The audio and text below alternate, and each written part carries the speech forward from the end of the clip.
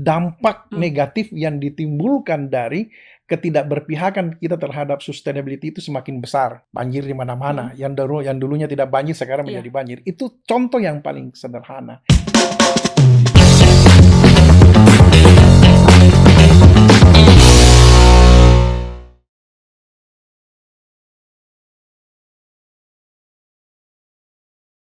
Acara ini dipersembahkan oleh Assalamualaikum warahmatullahi wabarakatuh. Halo pemirsa Unhas TV. Senang sekali saya Zulkarnain Jumar Taufik dapat kembali menjumpai Anda dalam program Unhas Speak Up.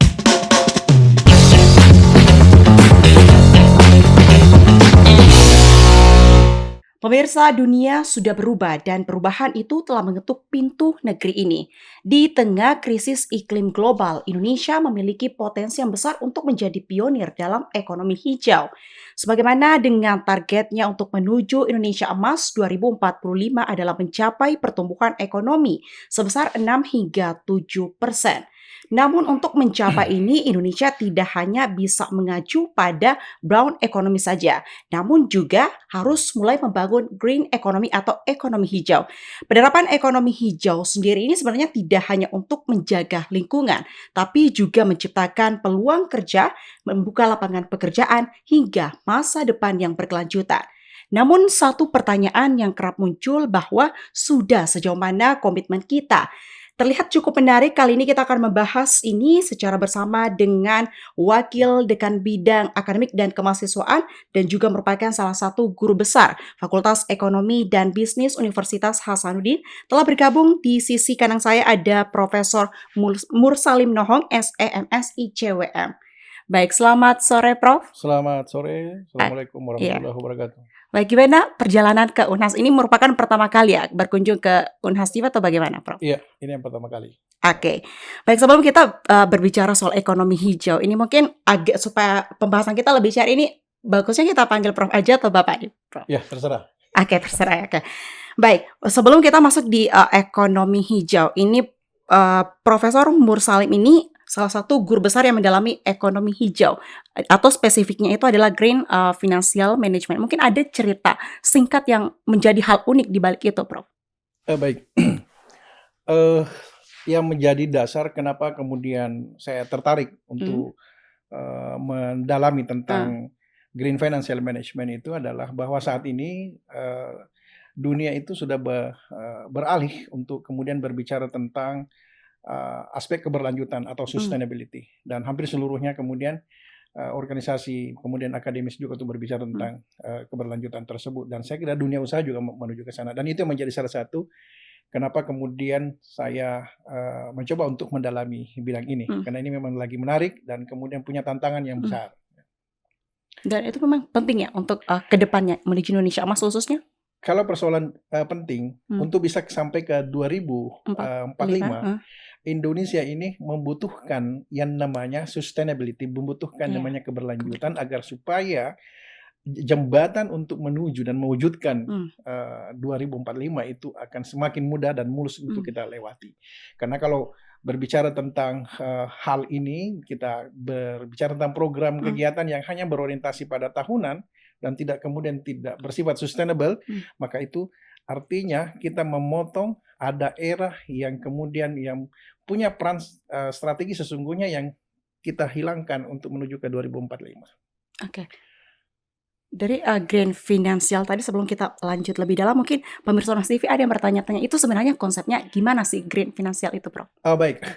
Kalau kita bicara tentang Green Financial Management, ataupun sebelumnya ada namanya Blue Green Economy, dan ini kan menjadi satu kesatuan, itu sesungguhnya adalah keseimbangan, mencoba untuk menyeimbangkan antara 3 pilar dari Green Financial Management itu. Yang pertama adalah profit. Kalau kita bicara profit itu menjadi orientasi dari seluruh atau dari setiap perusahaan. Kemudian yang kedua adalah aspek P yang kedua, yaitu people.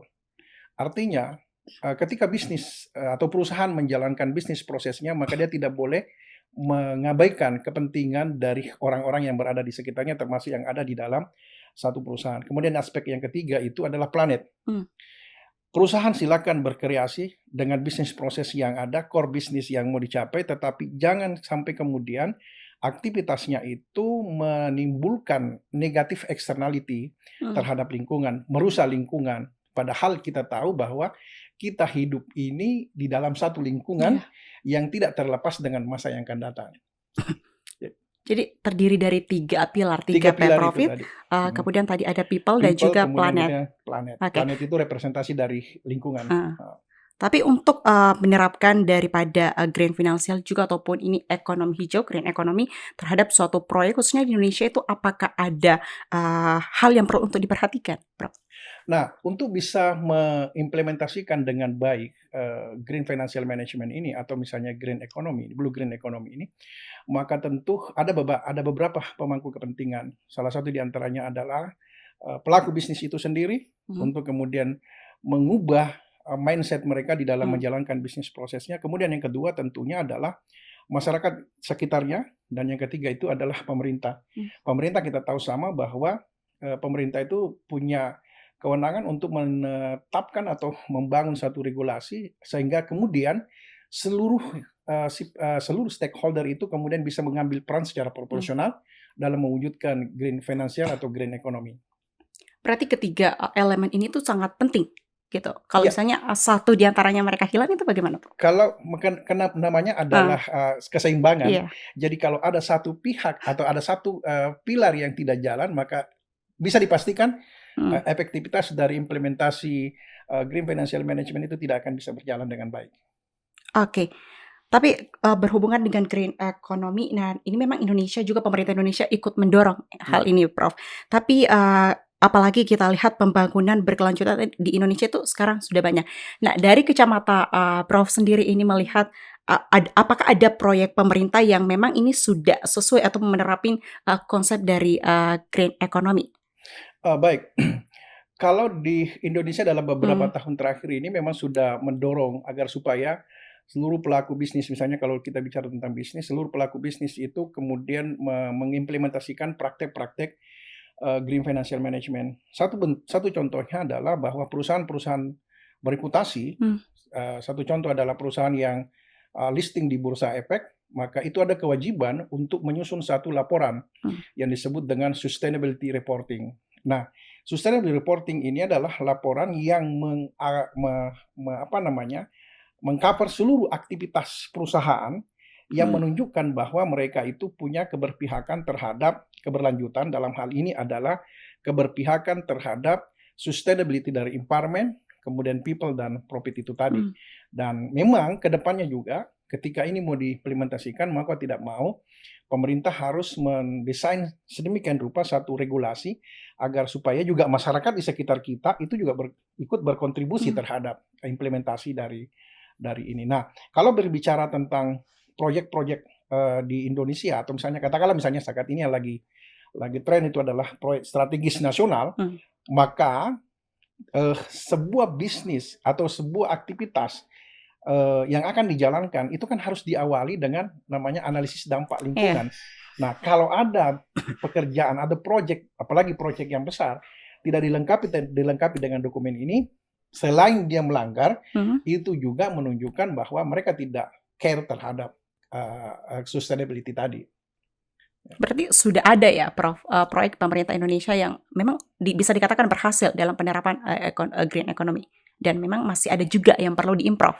Iya, saya kira itu penting. Kalau misalnya kita di Sulawesi Selatan ini, perusahaan yang terkenal itu dan misalnya adalah PT Semento Nasa itu adalah satu bentuk perusahaan yang dimiliki oleh pemerintah yang bisa dijadikan sebagai benchmark atau best practice dalam implementasi sustainability tadi, atau misalnya green economy atau green financial management. Dan kita yang lihat lain misalnya adalah PLN juga itu didorong. Yang pasti bahwa seluruh perusahaan yang bereputasi, termasuk dalam hal ini BUMN itu harus berpihak kepada aspek sustainabilitas tadi atau green economy atau green financial management tadi.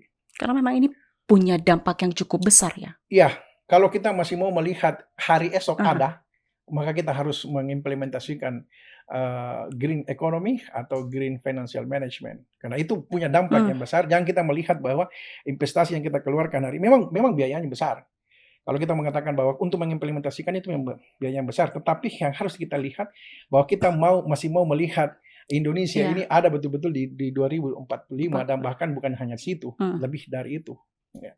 Oke, dari tadi perlunya masih ada untuk di kita improve, berarti masih ada tantangan dalam menerapkan green economy ini. Nah, tentunya akan seperti apa solusi dari di balik itu? Kita akan menjawab tentunya bersama dengan Profesor Mursalim, namun setelah jeda yang satu ini.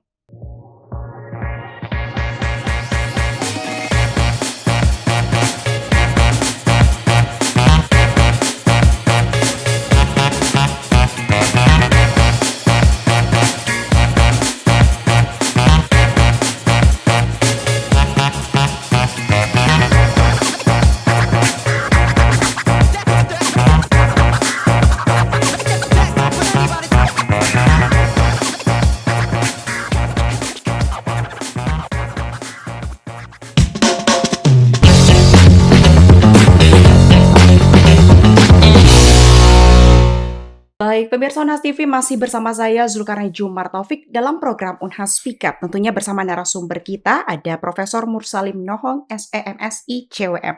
Nah, tadi Prof kita sudah membahas soal beberapa proyek pemerintah yang bisa dikatakan berhasil dalam penerapan green economy atau ekonomi hijau. Di Sulawesi Selatan sendiri tadi dikatakan salah satunya adalah Sementonasa.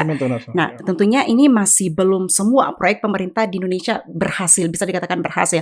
Nah, kalau dari Prof sendiri melihat ini, apakah ada tantangan tertentu yang dihadapi sehingga itu masih belum dikatakan semua proyek di Indonesia itu berhasil dalam penerapan ekonomi hijau ini, Prof?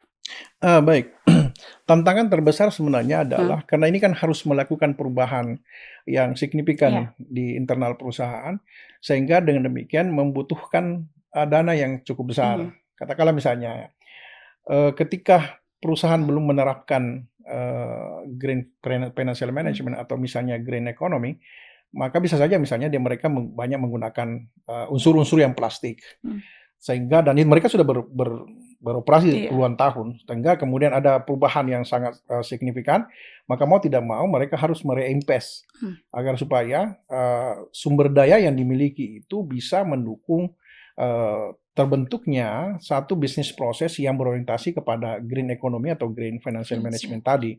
Yang tadinya misalnya adalah berbahan baku plastik, kemudian bergeser menjadi kertas atau kartonan. Itu butuhnya anggaran yang besar. Tapi selain dari itu adalah tentu untuk ada yang mengatakan bahwa ketika kita masuk ke situ, bahkan biayanya kemudian menjadi tinggi, sehingga ada dampaknya terhadap penetapan harga misalnya yang akan dirasakan oleh masyarakat. Tetapi bukan di situ persoalannya. Kenapa kemudian menjadi lebih mahal? Karena memang demand-nya untuk green economy atau green financial management itu masih terbatas ketika dibandingkan dengan proses bisnis konvensional sebelumnya. Tapi dalam jangka waktu tertentu, ketika semua perusahaan berorientasi atau ketika semua pemangku kepentingan itu care terhadap green economy ini, maka yakin dan pasti bahwa kedepannya cost-nya akan menjadi lebih kecil, sehingga kemudian akan kembali terbentuk pada marginal revenue yang lebih optimal, saya kira. Oke, jika itu menjadi salah satu kendala, mungkin ada solusi mungkin Prof yang bisa ditawarkan? Nah, solusinya saya pikir adalah karena ini menjadi satu greget dari seluruhnya, terutama misalnya pemerintah, untuk menjamin keberlangsungan, sustainability dari bisnis dan kehidupan masyarakat ini, maka paling tidak misalnya pemerintah itu memberikan insentif. Insentifnya bukan hanya sekedar regulasi seperti yang ada selama ini tentang misalnya bagaimana pengelolaan sampah, itu kan juga salah satu bentuk. Tetapi insentif yang lain adalah misalnya, dan situ sudah dicoba, yaitu memberikan insentif dalam bentuk misalnya financial insentif kepada masyarakat atau ke perusahaan yang yang menerapkan praktek keuangan hijau itu tadi. Nah, kemudian yang berikutnya adalah pemerintah agar supaya ini bisa berlangsung dengan baik, bisa efektif, maka tentu ada monitoring yang dilakukan oleh pemerintah ataupun evaluasi terhadap organisasi atau perusahaan yang menerapkan ekonomi hijau tadi. Oke, kalau misalnya diminta Prof untuk satu hal yang harus kita ubah agar green financial ini itu bisa mendukung perkembangan ekonomi hijau di Indonesia, itu apa, Prof? Yang paling besar tantangannya itu adalah merubah mindset masyarakat. Ah, Masyarakat, ya artinya ini kan pekerjaan yang besar Hmm. dan itu tidak bisa serta-merta bahwa hari ini kita intervensi besok kemudian dia berubah. Betul. Itu yang sehingga dengan demikian itu harus di-backup dengan regulasi. Dalam artian bahwa katakanlah misalnya kita mencontoh negara-negara sekitar kita, ambil contoh Singapura misalnya. Yeah. Bahwa kalau di Singapura itu orang hal yang berkaitan dengan ekonomi itulah membuang sampah itu kena sanksi. Kena sanksi. Nah, apakah kemudian ini harus kita terapkan? Nah, untuk kultur di Indonesia ini kan sepertinya harus memang juga harus menerapkan itu. Di samping pada saat yang bersamaan kemungkinan besar misalnya kita memberikan insentif bagi masyarakat-masyarakat. Kalau dulu kan ada Kalpataru, ya kan? Yang diberikan kepada daerah-daerah yang care terhadap itu. Saya pikir ini kan ada insentif dan sekarang sebenarnya pemerintah juga sudah menjalankan kebijakan itu, memberikan insentif kepada perusahaan-perusahaan yang care terhadap lingkungan dan perubahan lingkungan yang terjadi. Oke. Jadi selain sanksi juga tadi itu juga reward juga penting ya untuk apalagi masyarakat Indonesia ya. Terutama kepada masyarakat kita. Masyarakat itu lebih suka ya kalau ada reward. Kalau misalnya disuruh milih regulasi atau insentif umumnya. Dan itu adalah hasil kajian kami. Kami telah melakukan penelitian di 3 kota besar di Indonesia. Salah satunya adalah Makassar, kemudian di Provinsi Banten dan kemudian Sumatera Utara. Dan ketika misalnya kita tanya masyarakat apa yang diinginkan, regulasi atau insentif, mereka banyak memilih untuk diberikan insentif dalam bentuk misalnya finansial, bukan pada besarannya, tetapi mereka merasa ada penghargaan yang lebih mana misalnya. Kemudian yang lain adalah berikan voucher. Nah, itu hasil penelitian kami menunjukkan bahwa itu ada signifikansi yang terjadi. Oke, untuk pendukung Indonesia, ekonomi hijau maksud kami di Indonesia itu tentu ini salah satu peran yang dibutuhkan itu adalah Gen Z utamanya karena merupakan kelompok terbesar di Indonesia saat ini. Nah, menurut Prof sendiri itu seperti apa sih peran yang cocok diambil oleh para Gen Z ini atau milenial pun? Baik, kalau kita lihat, saya ambil satu skop saja bahwa timbulan sampah terbesar itu berasal dari timbulan sampah rumah tangga. Siapa yang rumah tangga? Mereka yang bukan dalam ansi bahwa rumah tangga itu adalah rumah misalnya, tetapi perilaku konsumsi yang cenderung yang kemudian yang dekat dengan rumah tangga. Selama salah satu di antaranya adalah Gen Z. Mereka melakukan transaksi, katakanlah misalnya untuk fashion, kemudian untuk food, ya, itu kan punya kontribusi besar. Rumah tangga itu kontribusinya besar dan timbulan sampah tertinggi di Indonesia itu setelah organik itu adalah plastik.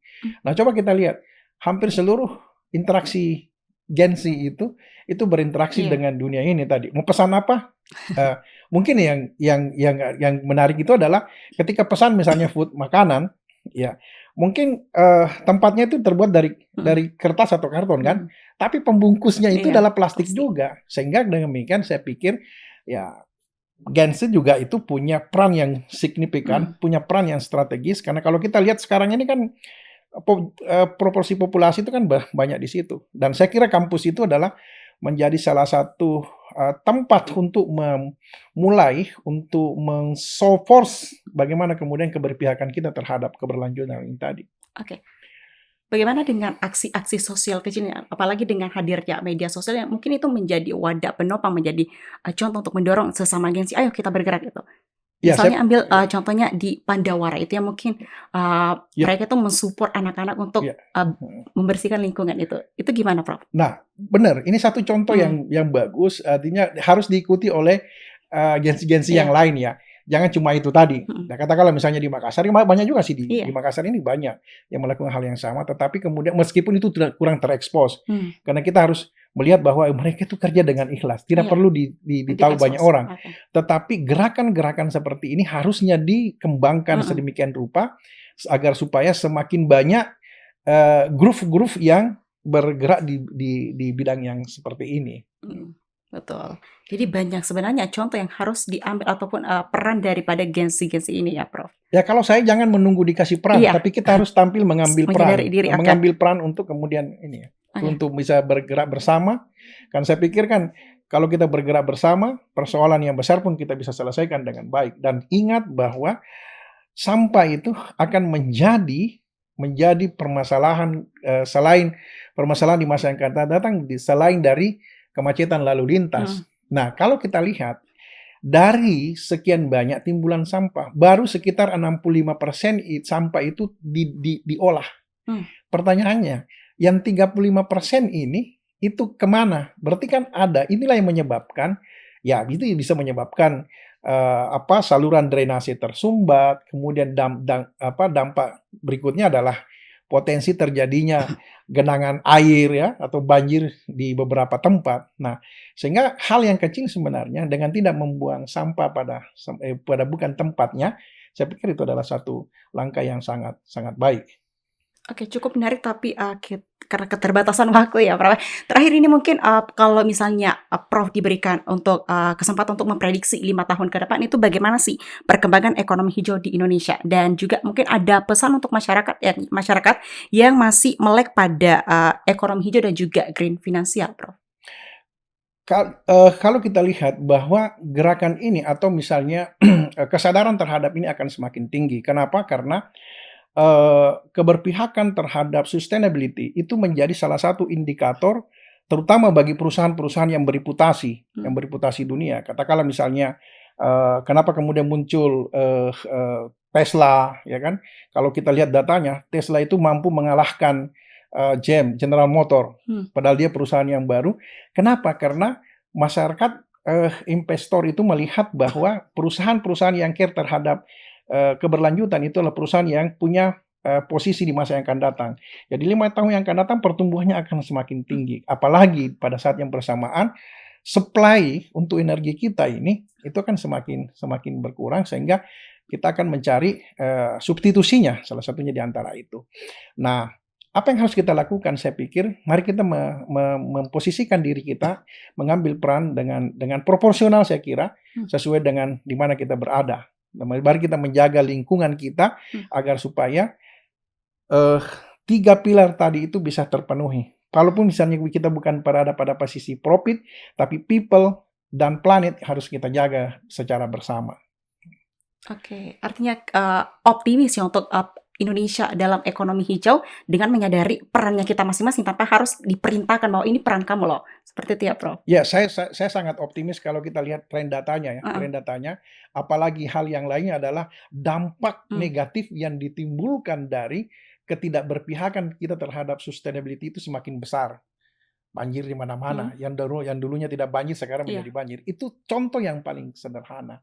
Dan jangan sampai kemudian hanya perusahaan yang bergerak. Selain itu tadi polusi udara kan semakin kita lihat Jakarta sering menjadi bahan berita bahwa ialah salah satu kota yang polusinya tingkat tinggi. Kenapa? Karena interaksi ekonomi di dalamnya berkembang dengan pesat. Oke, jadi pemirsa Unas TV, soal ekonomi hijau ini bukan sekedar wacana, melainkan adalah sebuah panggilan. Panggilan untuk kita berinovasi, kemudian berkolaborasi, tentunya juga dalam bertindak. Dari kebijakan yang berpihak pada lingkungan sampai pada langkah-langkah kecil yang kita ambil, itu semuanya memiliki arti dalam kehidupan kita. Karena di balik setiap krisis tentunya akan ada selalu peluang. Jadi sebagai generasi penerus bangsa, mari kita bergerak bukan hanya untuk hari ini, seperti yang dikatakan tadi Prof. Mursalim, tapi untuk generasi kita yang akan datang. Baik, sekali lagi kami ucapkan terima kasih atas waktu dan kesempatan ke Profesor Mursalim Nohong, SE, MSI, CWM. Dan tentunya kami juga ucapkan terima kasih kepada seluruh pemirsa Unas TV yang setia menyaksikan program Unhas Speak Up. Dan jangan lupa untuk saksikan program-program lainnya tentunya hanya di Unhas TV. Saya Zulkarnain Jumar Taufik, mewakili seluruh kru yang bertugas, pamit undur diri dan sampai jumpa. Wassalamualaikum warahmatullahi wabarakatuh.